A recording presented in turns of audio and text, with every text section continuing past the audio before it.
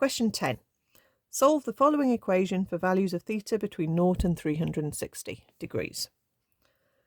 Okay, so you need your trig identity, cos squared theta plus sine squared theta, or whatever x's, a's, whatever you've learned it as.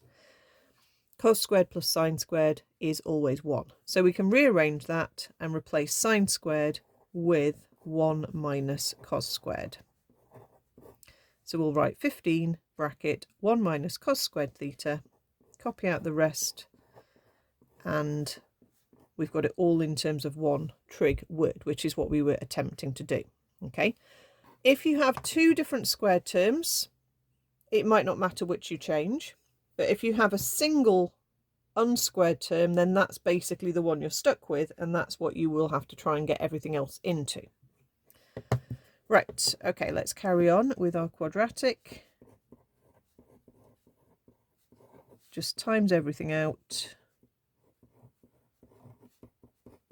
Let's make a positive 15 on the squared term by hopping everything over onto the right hand side, which means that's a negative 2 cos theta. 14 minus 15 is a negative 1. Okay, it's very likely to factorise. Looking at this, I'm guessing it's going to factorise with a 5 and a 3.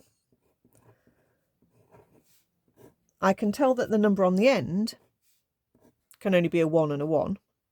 And if I put a 15 with a 1, I'm not going to be able to make that 2 in the middle. So I'm guessing it's a 5 and a 3, and I just need to make the signs work. Obviously, you use whatever method of factorising you find the easiest. So we need a negative 2, so I'll need negative 5, so I'll need to put that as my minus, and positive 3, so I'll need to put that as my plus. Okay, so make sure before you carry on that that definitely is the correct factorisation. Your end term works, everything is fine. Remember, you can always check on your calculator.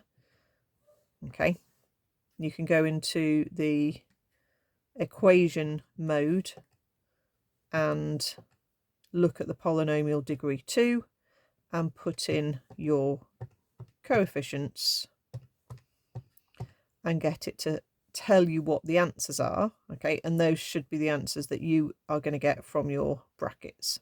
Okay, so we get, cos theta, let's make that into a cos theta, equals negative 1 over 5, or cos theta equals positive 1 over 3. Okay, so let's go to our calculator and work out these decimals. So I want to do shift cos for negative 1 over 5. You can put in negative 0.2 if you prefer.